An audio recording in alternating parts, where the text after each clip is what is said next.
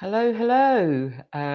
Welcome to anybody who is joining us for the recording, and welcome to anyone who's joining us for the chat now.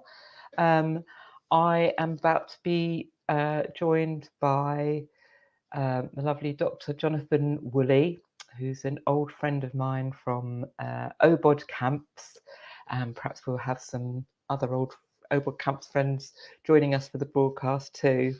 As and when you join us, please do say hello and let us know where you're joining us from. It's always nice to know who's here and where in the world you are. And very much looking forward to chatting with Jonathan about rites of passage for coming of age, and his experience of being involved with those at OBOD camps. And I'll be chipping in with a little bit of my experience too of doing rites of passage in rather different circumstances. Hi, Mimsy from Belgium, lovely to see you. And without further ado, I am now going to bring Jonathan in to join me.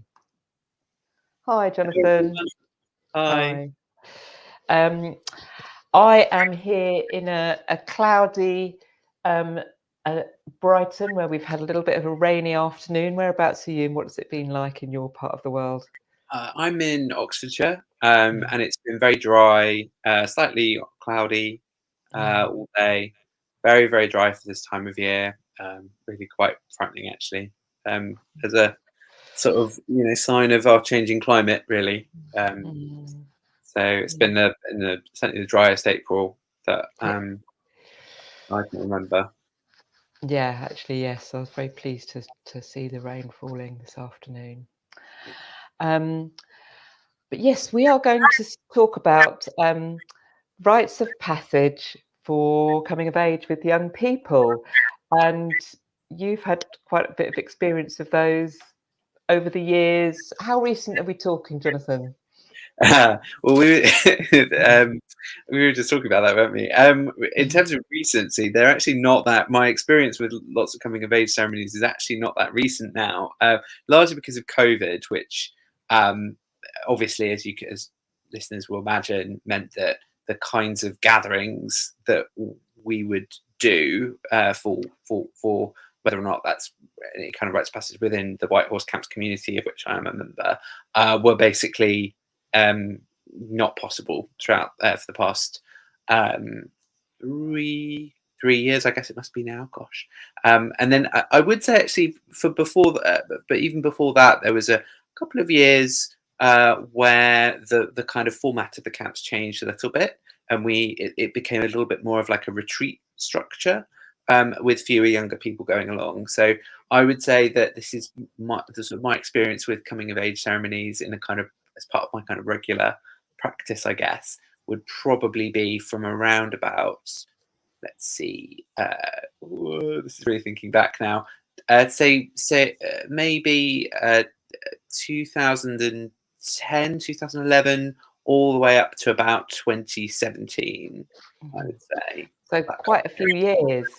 And this was at the White Horse Camps. And just for the people that don't know, could you just explain what White Horse Camps is as briefly as you can? Of course, yeah. So White Horse Camps is a sort of it's basically like a sort of extended community of druids who live right up and down England and beyond, really. That gathers for the 4 cross-quarter days every year at a variety of locations up and down the country to celebrate the cycle of the seasons and to kind of, and also to sort of celebrate the various kind of elements of the druidic tradition.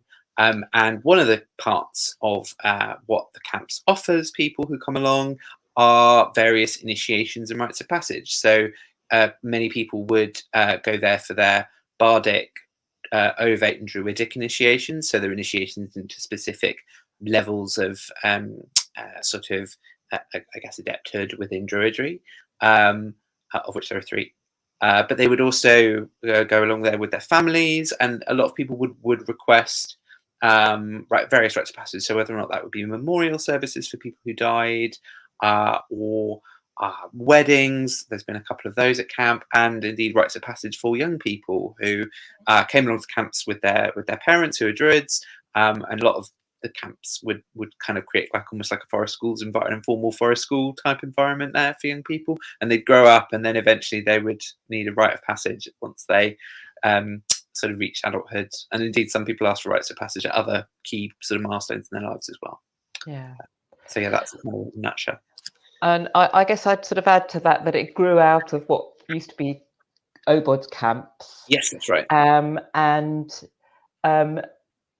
When I used to go along to obod camps before, it was white horse camps, and it was very much a kind of continuous community. Although anyone could come to camps, there was a kind of core community, I guess, of people that would go and meet, 4 times a year and spend a week in field together, or a long weekend, or a week with a weekend either side. So yeah, and kids that would get to know each other as well, I suppose, over growing up together too.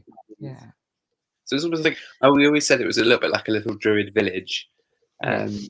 And in fact, even though obviously we were only with each other for these sort of relatively brief periods of time, of sort of 4 weeks spread around the whole wheel of the year, one of the things that I'd often reflected on was the fact that actually that way of the community coming together for these brief periods to live with each other and then separating again is actually quite consistent with how things would have been in the Iron Age, where, from what we understand, a lot of households would have been distributed throughout the landscape, and there would have been these lots of little farmsteads that were just these big round houses that you have an extended family unit living in, but they would come together as a sort of a wider nation or a tribe at certain sacred times of year. And indeed, at those sacred times of year would be when they would hold key kind of community events, including rites of passage. So things like court cases would be held then. Big sacrifices would be held when everyone gathered together.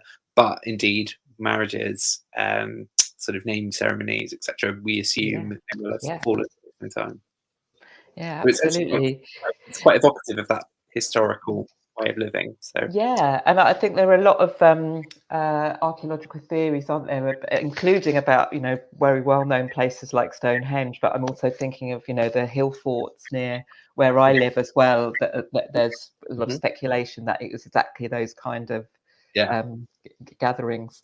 So, tell me about rites of passage for young people. Are we talking group rites of passage, or are we talking individual rites of passage?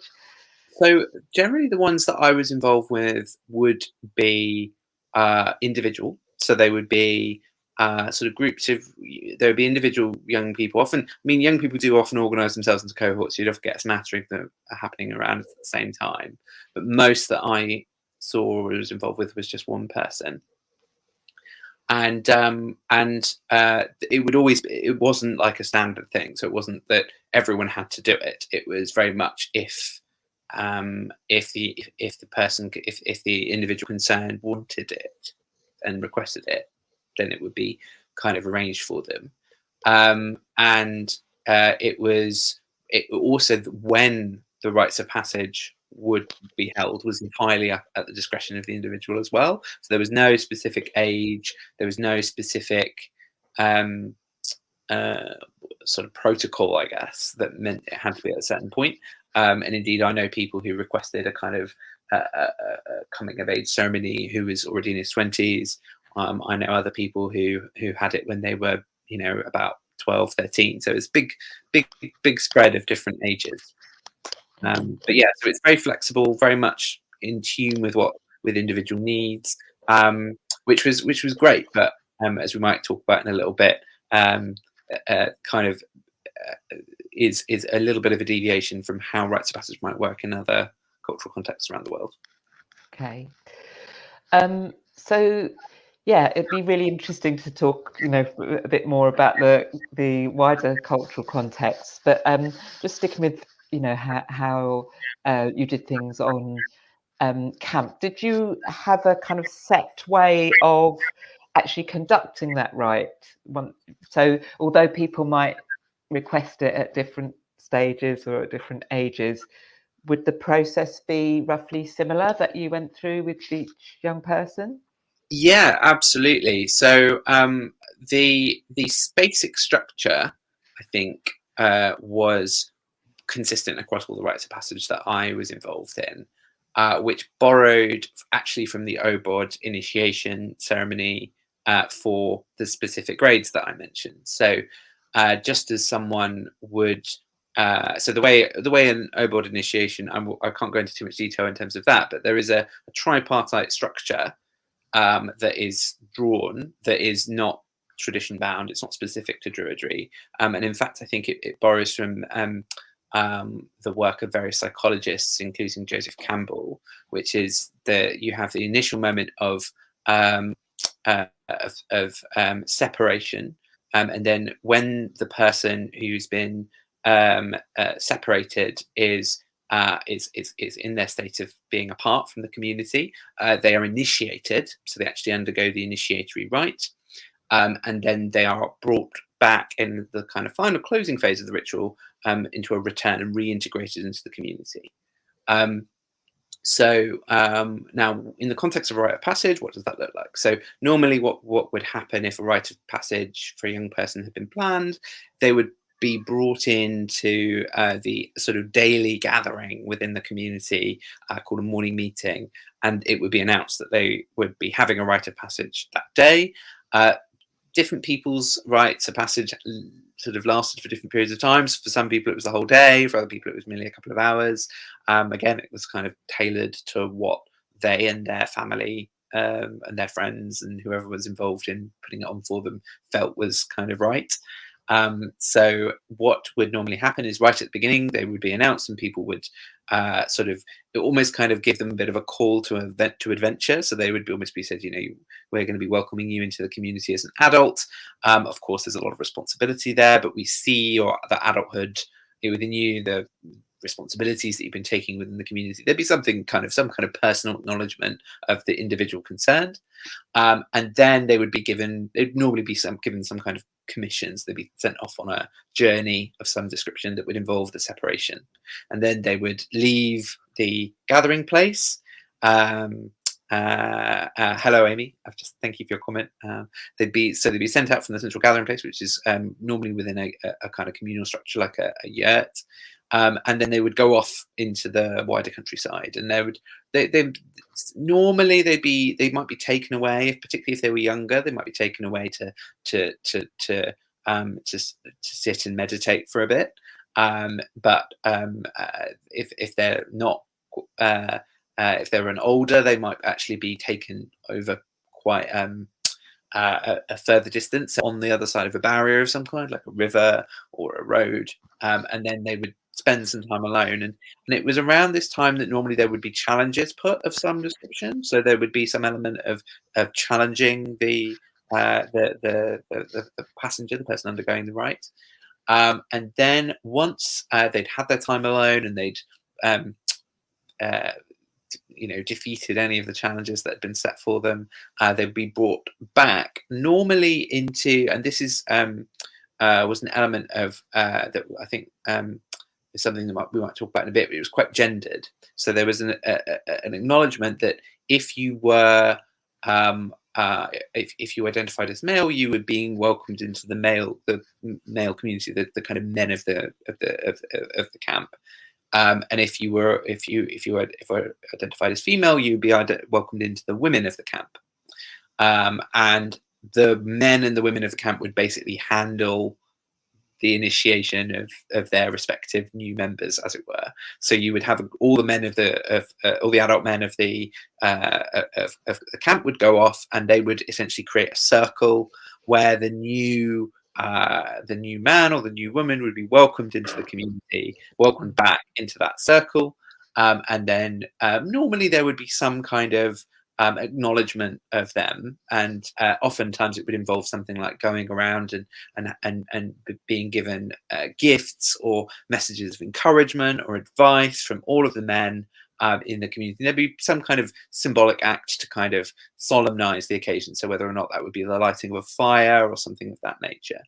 And then once that sort of, and then there would be something once all those sort of pieces of advice or support had been conveyed, there would probably be a some kind of act to kind of symbolize the acquisition of an adult state, an initiation into being a member of the men's community within the camp by the passenger, and that could be, as I say, the giving of gifts, like giving of a knife, perhaps,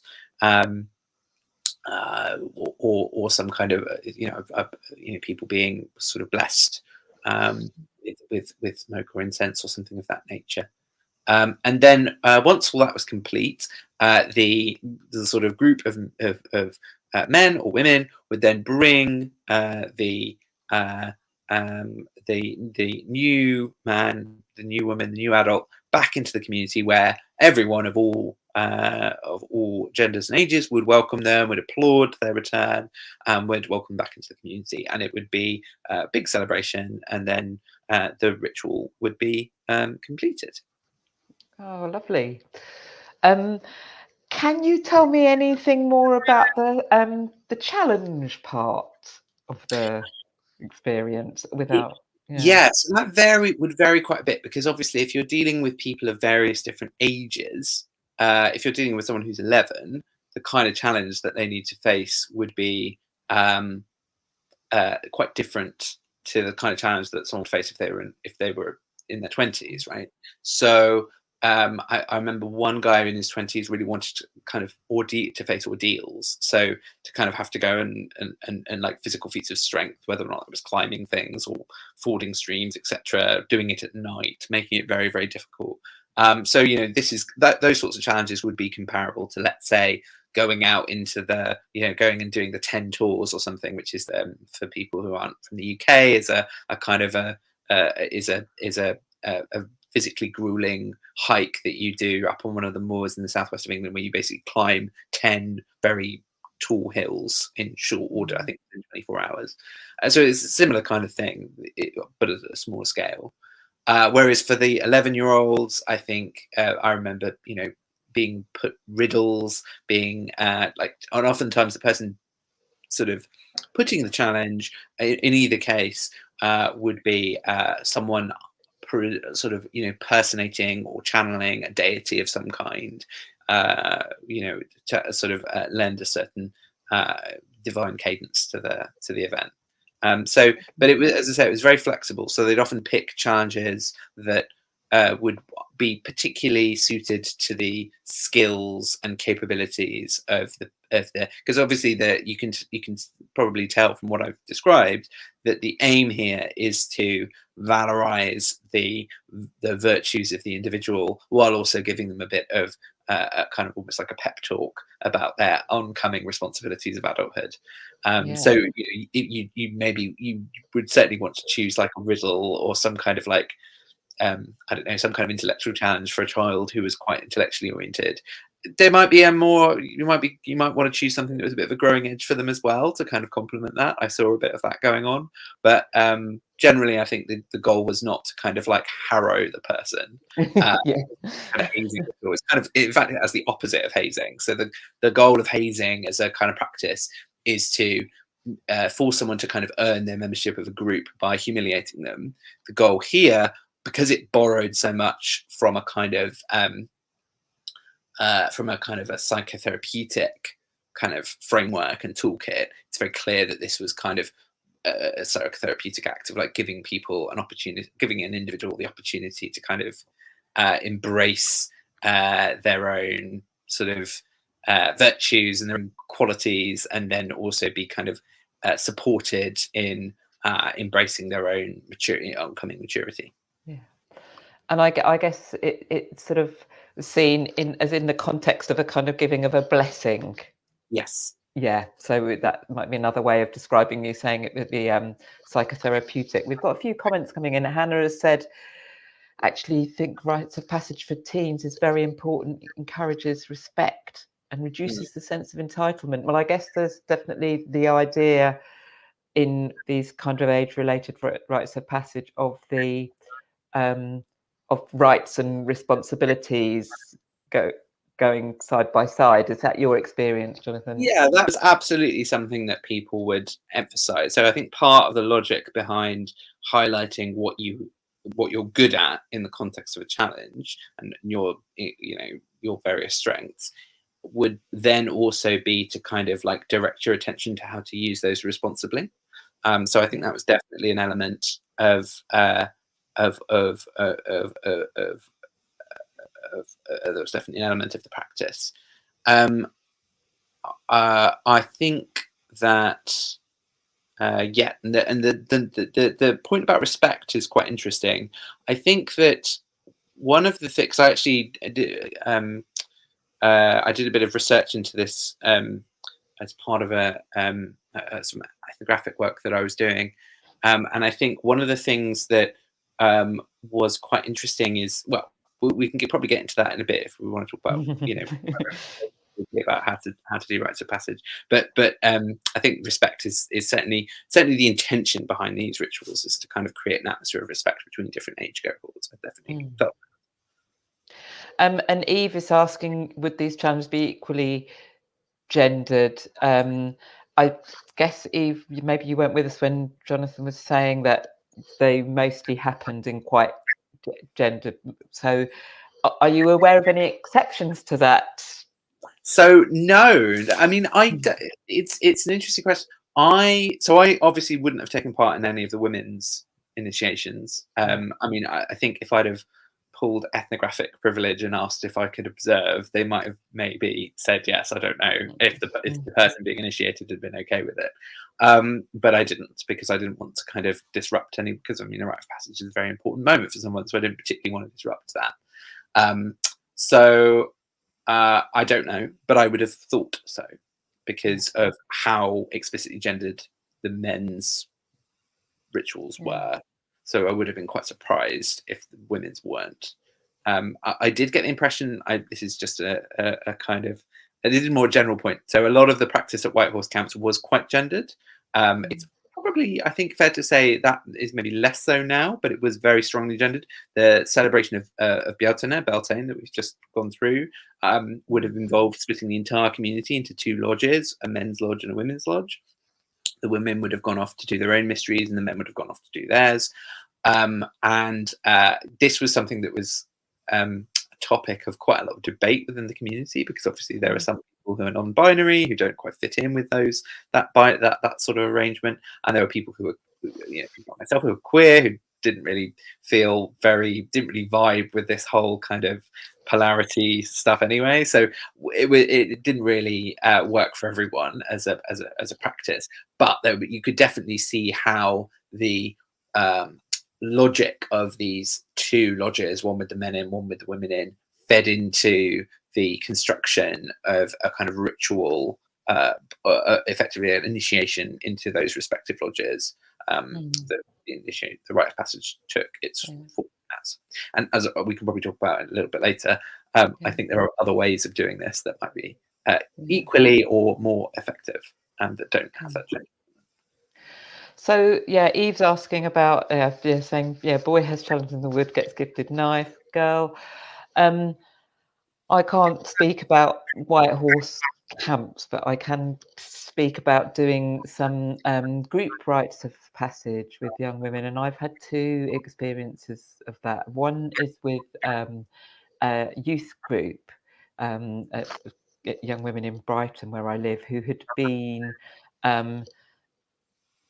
sort of going to a weekly, girls' youth group for several years, most of them, and although they were kind of age range between, so about 16, 17 up to early 20s, I think was the elder, they had kind of come through as a group, and this activity was offered to them as a group, and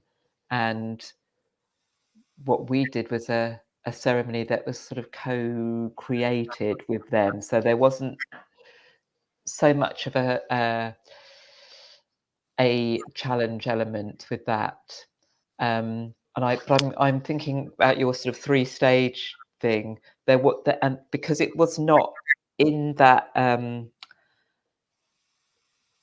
of community setting, there isn't a community as such to kind of reintroduce them to, or although we did kind of take them out, take them away to a different place and do that kind of ceremony with them. But I'm also reflecting on, it was interesting that you talked about the young guy in his 20s. I was approached by a friend who at the time was in her late 20s, who was then joined by another couple of friends, of a similar age, who wanted to have a kind of retrospective rite of passage in recognition of the fact that that very important transition hadn't really been held and supported in a safe way. And so there's a sort of sense that a part of themselves needed to be kind of retrieved, it was in a way a kind of the mission was to reconnect with that young woman, going through that sort of physical transition to womanhood, and to explore, well, what did I need at the time that I didn't get, and how can we kind of provide and hold that now? Yeah, and I think that was definitely an element of, like, whenever I've seen people wanting kind of, as you say, kind of retrospective or sort of adult coming of age ceremonies, that's often an element of why is that there hasn't been there's either hasn't been an acknowledgement of adulthood more generally, or not on the part of the individual, but on the part of others, society, etc. And that is often related to a lack of support or a lack of proper solemnity being accorded the changes that occur as one becomes an adult. Yeah, and they're quite huge and tumultuous sort of changes, aren't they? And They are. it's perhaps it'd be good for us to just talk a little bit about the why, from your wider experience and study of this, Jonathan. What would you say are the main reasons to have a rite of passage, coming of age rite of passage for young people? Oh, sending love to you too, Bo. It's so lovely to see you on the chat. Yes, it's a great question. So I think one of the things that we need to be very clear about is that there are actually two different rituals that seem to kind of get sort of interwoven in rites of passage, and I saw them being interwoven at Whitehorse camps, and I think it's important to actually keep them separate. So the first is the process of guiding someone into adulthood, initiation into adulthood. And the person who is the recipient of that kind of work is the individual. And that is a fundamentally psychotherapeutic piece of work, I think. It's something that is, the goal of that is to essentially help an individual accept, explore, and come to terms with the changes that they're experiencing in their life. And that is a really important piece of ritual work to be done. And I think that to a significant extent, the work that was done in Whitehorse camps was more towards that end, right? But that is not a rite of passage, not technically speaking, because the primary sort of recipient of a rite of passage, the person upon whom the ritual is conducted, is not the passenger. It's not the individual at the center of the ceremony, right? The individual at the center of the ceremony is almost like he's like the magic wand, right? He's not the person that's being pointed at. The person who is the recipient of a rite of passage is the rest of the community, right? Because the rest of the community, if you undergo a change in your life and you become fundamentally a different person, you become an adult, or you become or you transition and you become a different gender, or you have a child and become a parent, or you reach old age and you become an elder, what has happened is that change has already happened. That change is effect complete for you. You know what that change is like. You know and will have to accept that change because it happened. It just happens to you, right? There's no sort of alchemical act that needs to be performed in order for that to happen. You need to be supported through it, but it's already going to happen. It's not like the community changes you into that person. What actually needs to happen is the community needs to accept that you have changed. The community needs to grieve for the person you were and be sort of guided through that period of letting go, and then needs to reacquaint itself with the new person who comes back to them. And that's what rites of passage are for. So that's why rites of passage are so similar to funerals, because in a funerary context, the community needs to adjust to the fact that one of its members is no longer there and has now become an ancestor, has moved into a completely different category of social relations. So what that means is that the people who at White Horse Camps really should have been the focal point of rites of passage that we did is all the people who were left behind, all the people who are sitting around the campfire waiting for this child who went away to come back as an adult. So that's why when you look at cross-culturally other rites of passage or rites of passage in general, what you see is not a distinction between separation, initiation, return, because initiation is something which is directed towards the individual, the initiate, right? It's done for them. It is, in fact, and this is the writings of Arnold van Gennep, who's an eminent anthropologist, who was an eminent anthropologist, very in the early 20th century. The threefold separation that you see in a true rite of passage is separation, the liminal state, and return. Now, what's a liminal state? A liminal state is when you put someone in a strange, not like almost non-social state. You almost kind of remove them from society and leave them there, often in a really conspicuous way. So liminal states, when are pursued within in a cultural context, will often, like, people will, so best example, probably the one that we're most familiar with, are Maasai warriors. Maasai warriors with their very, very, prominent, obvious robes, the fact they live outside the community, they spend most of their time hunting lions, they don't get married, they don't spend any time with their families, they live away, they are very, very separate, they have their own ceremonies, their own rituals, and they do it as a group. And all of that is done because what that does is it gives all the mothers and fathers and siblings back in the village time to grieve for their relative who was a child and has now gone off and spends years at a time with all his mates out hunting lions, right? And being a warrior. And that is essentially the crucial feature. It's not the kind of reinforcement, or it's not like the support that's given to the person who gets taken away. It's the separation that gives everyone time to adjust to the fact that when this person comes back, they're going to be a completely different person, right? So that, I think, if I was going to give advice to people about doing rites of passage, and if I was going to start doing rites of passage again at White Horse Camps, which may yet happen, what I would do is I would actually say that the rite of passage needs to have two ends at two separate camps, right? So the first camp is the rite of separation. You say goodbye to that person, and then they're not allowed to come back for at least a year. And then when they come back, and you probably give them the challenge, you'd probably mark them out as something very distinctive. So they would have some very distinctive thing about them which made them different. So maybe they weren't allowed to do any druidic stuff for that whole year, or they had to, wear some special kind of, marker on them. But then when they come back after that year, they will have changed a lot. And so people will have had time to adjust to the fact that they're no longer the child they were, they're now the adult they've become. And I think that is one of the crucial ingredients that I would have added. Because that's not to say the ceremonies we did weren't good. They were, but they were doing something different. They weren't helping the community adjust to the fact that some of its members had changed. See, I'm listening to this with great interest, and I'm thinking, yeah, that's a way that you could affect that within something like, White Horse Camps that does have this sort of function of being a community that meets every so often.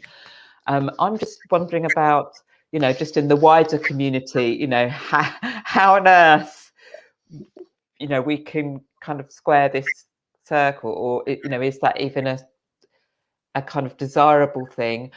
On the one hand, I'm thinking about that, and on the other hand, I'm thinking, you know, as you were saying this about as you were talking about the Maasai warriors being like completely apart from their families, I was just remembering my 3 sons growing up, and although none of them clearly were Maasai warriors, I can think that there was a thing that I recognised of them sort of taking themselves out of and away from the family, not in such a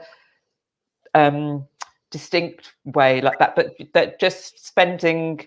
There's a time for young people where being with their peers suddenly becomes much more important than being with their family and being with people either old or younger. They just want to be with I mean, with their peers, don't they? And and the thing is that we already have the rudiments of this, or the remnants perhaps of this, in sort of, you know, day-to-day Western society. Okay. And that is the experience of going off to university, going off to join the army, or moving out. All of these things are sort of a juncture in our lives, which often kind of give the opportunity to essentially and university is still, it's ultimately very, very close to that, because essentially you go, what do you have? You have the you have normally a kind of like the whole kind of ritualized process of moving out, going off to the halls of residence. You're staying with a bunch of people who are all the same age as you. You're all going through the same thing. You've got to say goodbye to your family, goodbye to your school.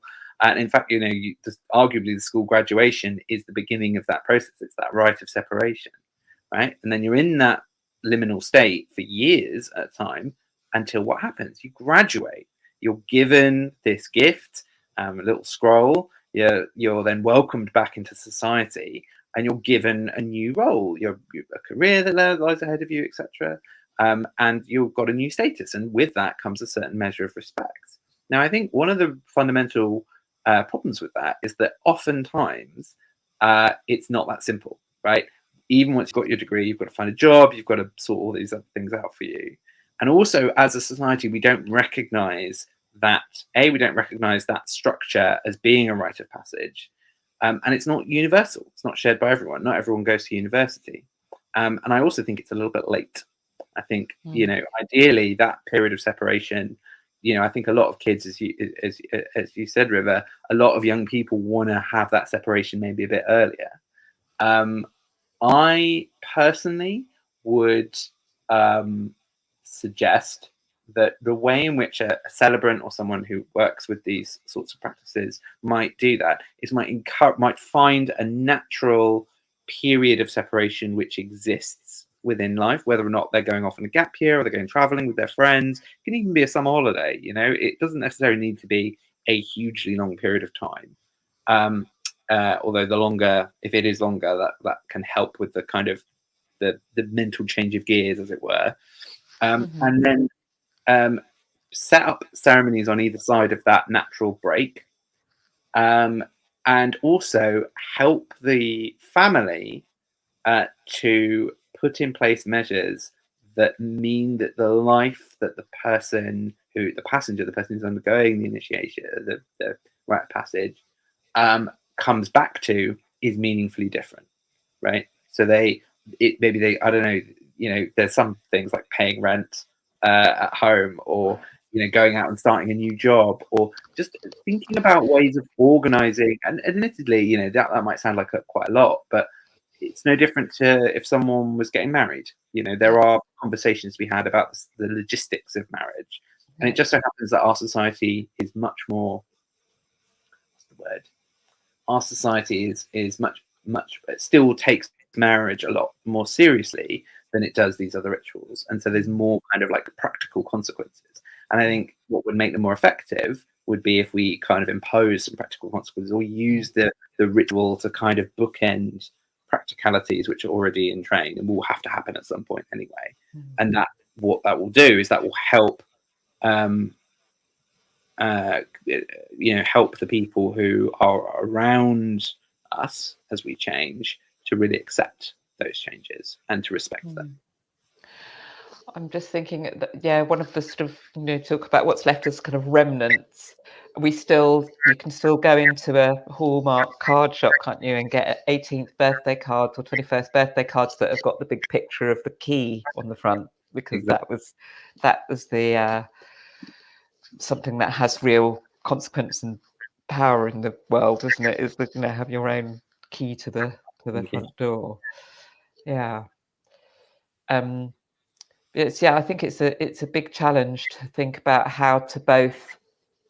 You've thrown up something really interesting, how to support the community in accepting that change, and recognizing that change, as well as actually supporting the young person themselves. Yeah. So, yeah. I guess that's looking to you're looking to the examples that have been studied in communities that have more broken traditions that have spanned since time immemorial. Well, I mean, no, not necessarily. This is the thing with tradition, is that tradition has a habit of becoming ancient as soon as it's invented. I've had situations where, in the context of Druidry, and I'm probably going to get shot for saying this, but so for example, there were some of the things that we ended up doing to do with that Beltane ritual, which I must admit, I know it's like a lot of people really benefited from that, really loved it. But because they really loved it, there were certain people who would start to say, this is a very ancient thing that we're doing, and it's very time honored, and it's been going on for ages and ages. And then as you get to know camps a bit better, and you get to know some of the people who've been around there a long time. There's one friend of mine, Ruth, who I mentioned that this was, that certain elements of the Beltane process were being treated as these sort of very revered traditions. And she was like, I made that up one Saturday afternoon when we weren't sure what we were doing. But the thing is that what was powerful about it is that it met a need.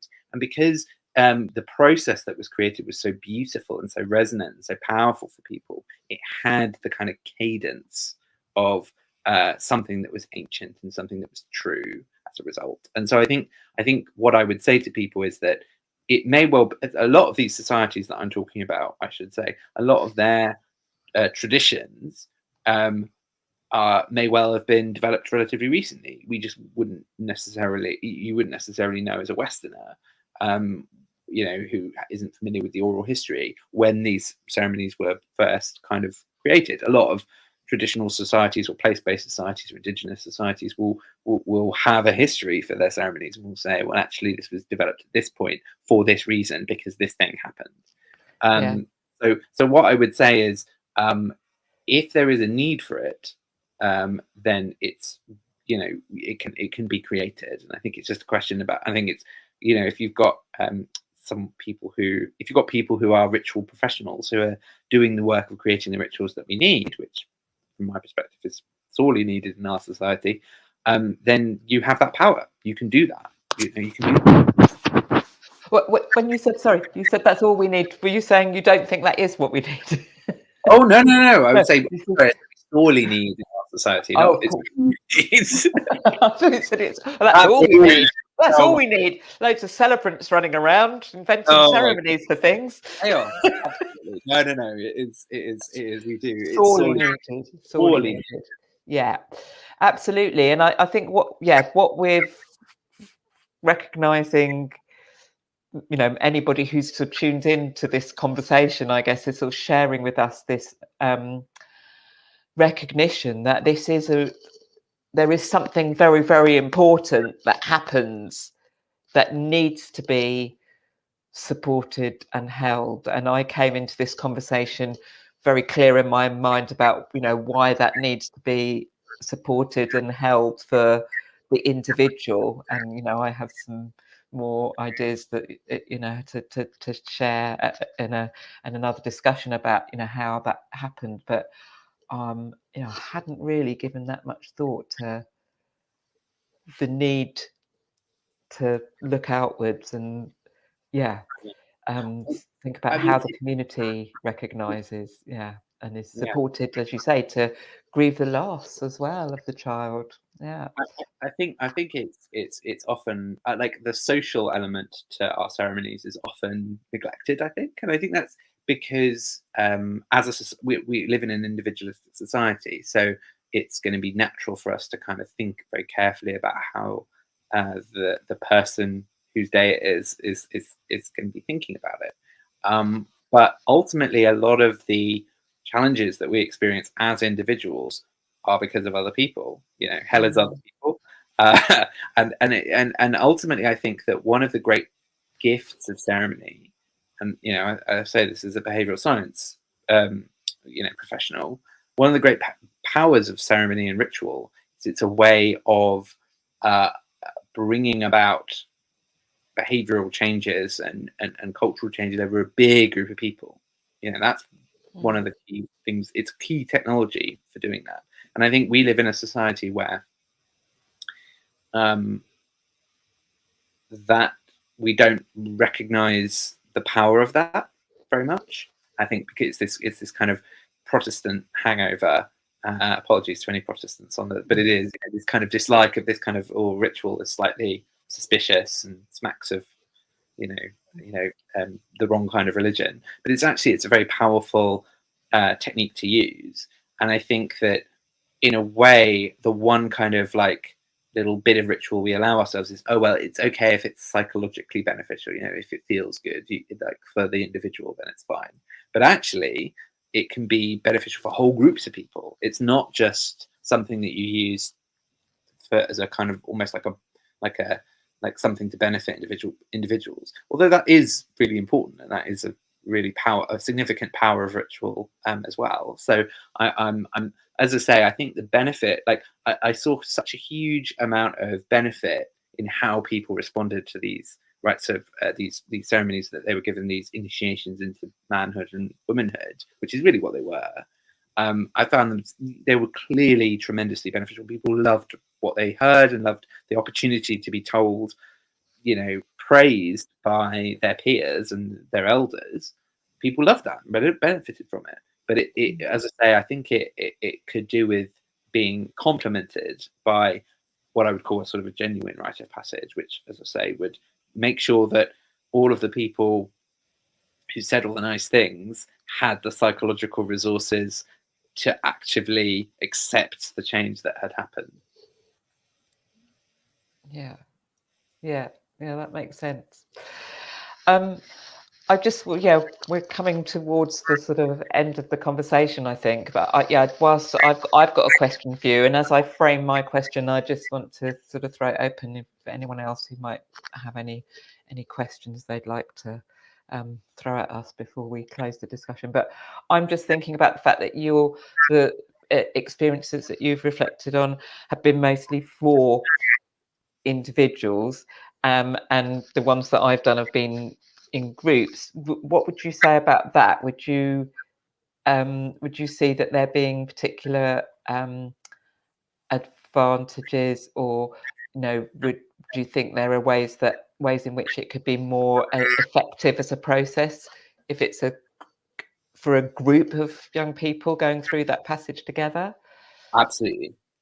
Absolutely. Mm. And I think you sort of saw that start in Whitehorse Mm. camps a bit, Mm. where basically you'd almost have these kind of like little sort of, it's like little firecrackers going off. Like one person would ask for rite of passage, and then all their friends would want one as well. Yeah. I actually feel that as I mentioned, the kind of Masso example, they're normally done as cohorts, rites of passage. Yes. Yeah. And I think that is incredibly important, because the cohort support, like members of the cohort support each other going through the period of separation, which is very difficult for them, right? Yeah. As well as probably being a bit of a relief. So I think that a blended, blending elements of both. So doing a kind of an initiation into adulthood, but with a group of people, with a group, I think that could be tremendously empowering. That would be a really valuable complement, I think. Yeah. Again, I think the reason why the cohort effect is important in the context of a rite of passage, as I say, that's directed at the community, is actually because that helps efface individual differences. Because and this is, you often see this where it makes the separation more poignant, because you're essentially effacing, you're removing the distinctiveness of the person, the visible distinctiveness of the person who people are having to say goodbye to. You're subsuming them into a cohort, and they don't need to disappear, because obviously they won't, because they can still see themselves. But it's the people, the onlookers, who need to be made clear that this is a group of people, and the individuals they knew are gone, and now there's this separate group. They're going to go away, they're going to have their process, then they're going to come back, then they're going to be reintegrated and be a whole new group of people, new group of individuals. I'm certainly thinking about my own experience. It has been with groups, and although we haven't been able to attend to that relationship with the wider community, there's something very powerful about the support that can happen within the group, and people's sort of recognition of each other and witnessing of each other. And certainly the rituals that I sort of developed with the groups that I worked with, there were kind of individual challenges, within the process for each person to carry out on their own. But then there was this sort of the coming back together in that group, I suppose, and recognizing for each other, at least, the rite of passage that they'd undergone. I just want to pick up the question from Kirsty, who's a counsellor working with young people. I'm glad you found it inspiring, Kirsty. And I wonder what you could do with young people in your practice. I guess it's so it's a tricky question to answer, but I wonder whether there would be any opportunity for you to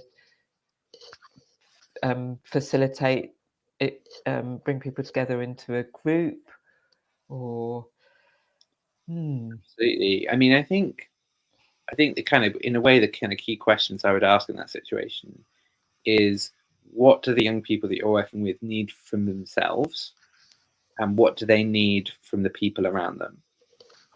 It could be that they need from the people around them, they need respect from them. It could be that they need space. It could be that they need, it could be that they need affection and support. It could be all sorts of things that they need. And I think, certainly if there's a need for recognition and affirmation, validation, I think the kinds of rituals that we did at White Horse Camps would be the kind of like creating a little circle and having people sit with their loved ones, and then those loved ones tell them, honestly, how they feel about them, and speak from a place of care and authenticity. And I think that could be tremendously empowering. I think if they need their relatives or friends or family to accept that they're growing up and they're changing as a person, then I think a kind of more rite of passage style separation, it can actually be but framed with the appropriate rituals at the beginning and the end. And you can integrate ritual into, even if people are not necessarily super open to ritual, you can still, through quite simple symbolic acts, the card with the key on it, I think, is a fantastic example of that. River, through very simple symbolic acts, you can cue people into helping them to understand that you're entering into a specific sort of set apart period, sacred in the sense of something that is a sacrum that's set apart from other things. You can create that, and I think, I'd need to know more about your practice to discuss more ideas, but I think there is definitely potential there. It's definitely something.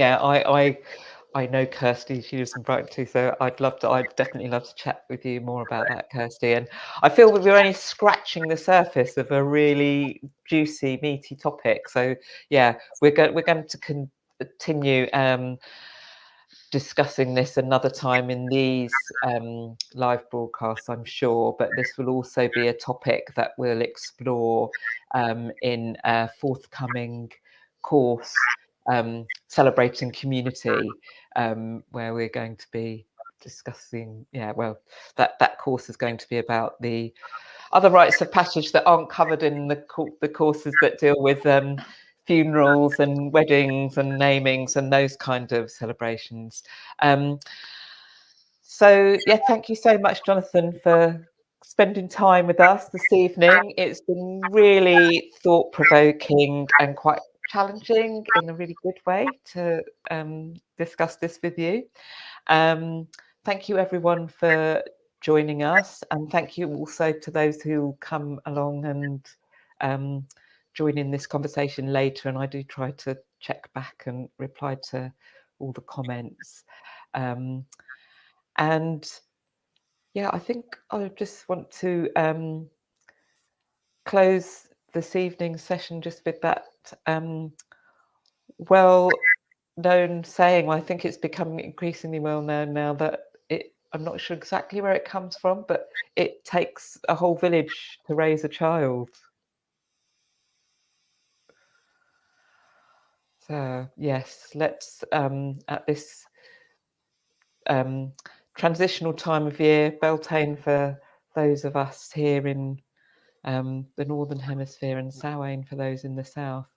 Let's just send out a prayer for all of those young people coming of age in all different communities around the world at this time, and may they be held and supported and given what they most need at this time.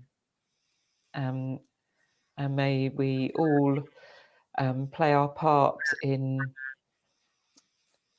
rediscovering the rites of passage that we need for the young in all of the communities of the world, so that they can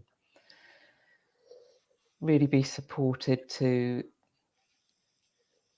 make this transition in the healthiest of ways and be held and recognised in all the ways that are going to help and facilitate them to take their place as the adults that the world needs them to be at this time.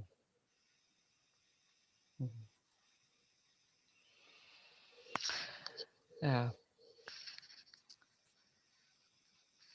Blessings, bright blessings to all of you, and yeah, see you hopefully next month.